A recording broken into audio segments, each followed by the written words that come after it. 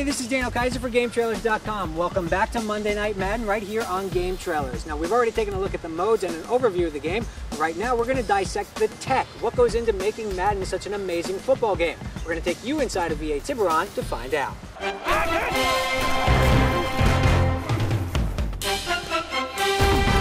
down. Pulls him down. And off to Hurley. Sean Alexander gets it. Alexander the Great brings it home. Yeah, the gameplay is something that, for this year around the office we're most excited about. We think people are going to be really excited about as well. It feels most like the years 2004, 2005 when the game was just really responsive. It's all about the twitch control with the game this year. It's, whatever you can do with your hands is what's going to happen on the field. And that's something we've been working towards on next gen, but we hadn't had a chance to get to yet. And now we feel like we've mastered it. So, users are going to have full control. You're going to see a lot of user control jukes, a lot of user breakdown this year. Little juke. Inside the 10. Touchdown! The branching animation technology is a huge factor in what we're able to do this year, and that's going to result in a lot of the responsiveness. But the biggest thing you're going to see there with the technology is that everything still looks smooth even though you have full control. And some games have to make a choice between being very responsive or looking really good. We don't have to make that choice, and that's what the branching technology gives us. It allows us to really smoothly and easily move from animation to animation without losing control. Those sideline catches that people had a problem with in the past was, we had a catch animation, the player would catch the ball on the sideline.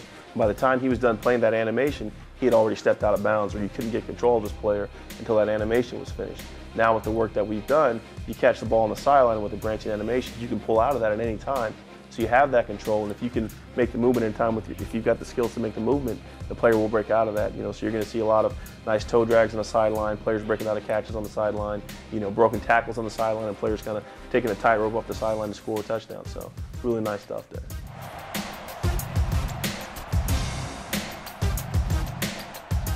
So now we have the ability to mid-animation breaks. You see guys go in the air, you'll see gang tackles, guys in the air, mid-air contact. You'll see big crushing backs get low, and then two guys have to bring them down. And it's the type of stuff that's finally tech that users are actually going to feel and see. It's not something that's like, oh, we have these really cool graphical effects, and I'm really interested in seeing these things. That's fine and well, but the users are actually going to feel this in their hands, right? So you got guys flying through the air, going for interceptions. Guy can undercut them, flip them, another guy can hit them. We finally can dive over the line, you can hit mid-air. That's one of the things we've never had in Madden before, is finally you can actually have a true goal line stand. So that's one of the, branching animations are huge for us this year. It really has made the gameplay experience completely different. Basically, they go hand in hand, right? So branching animations and collision detection kind of go in the same. So we run, you'll see a lot of real-time physics out there, guys hitting that type of stuff, plus branching animations allows for the most realistic animations you've ever seen before. So you have guys now, you'll see them attacking on. So you have three guys on one branch tackle bringing somebody down. That, with branching animations and collision detection, the users, it's going to completely revolutionize the way they play Madden football. Young's going to put this one up. Deflected. Young. So mid-air collision, is something that we've added this year as well, and it's user controlled as well as being AI driven as well. And the big thing is we wanted to have that next level. We spent a lot of time working on improving our catching and our user catching to really, again, put the game back in the hands of the user. But we also wanted to make sure that everything we did this year from an AI perspective or from a gameplay perspective, we had a counter to that. And so, the mid-air collisions is that counter. If we've got guys that can go up and make spectacular catches or make possession catches, we wanted to be able to counter that by being able to knock the ball loose, and that's where mid-air collisions come in. And we've done a nice job of making sure that there's not a lot of penetration in the players when they actually go up and play these animations.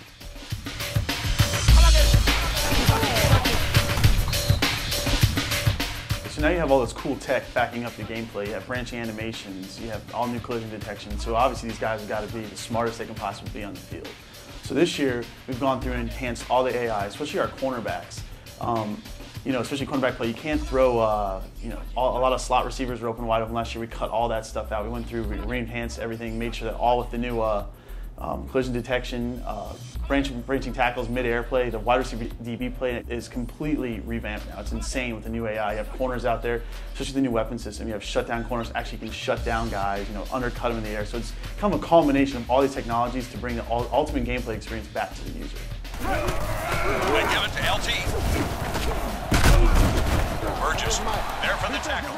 Some of the things we've done now with fatigue, it doesn't just factor in how many times you ran with a specific player. You know, it factors in how much ground he's covered. So if you're on a specific play, you take a guy like Michael Vick and you run him back and forth on the sideline a couple times in the pocket, he's going to be more tired the next play.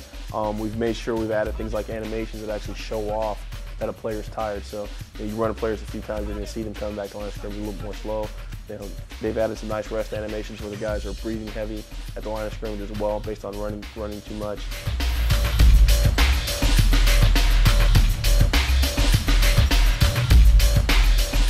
The dynamic fatigue system is actually huge for once you can finally, utilize those substitutions you have. It pays off to have a two-back system, for example.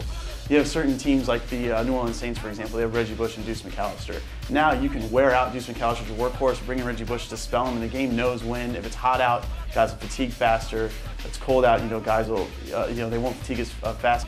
And just keeping that whole Madden experience alive, right? We want to have the most authentic product possible, and the dynamic fatigue system goes further with that. So weather effects now, weather conditions, how many carries a guy's had, how long you sprinted them for impact, all that stuff is now a factor. The Colts line up in the shotgun. The 40. This one will be caught. The 20. The 10. The huge pass play will give him 6. Touchdown, Indianapolis. The big thing about it is, if you watch NFL football, you watch football games, NFL football is a quick sport. It's a collision game. It's not even a contact game. It's a collision game. And it's fast, it's reactive. And you have to be able to react to that when you're playing the game. And you want it to simulate that. So you want things moving at a pace where it allowed us to portray real NFL football. And then on top of that, if these things are all moving around so quickly, you've got to have control to be able to have success in the game. How much should be able to say? How much should be able to say? Canadian on the handoff.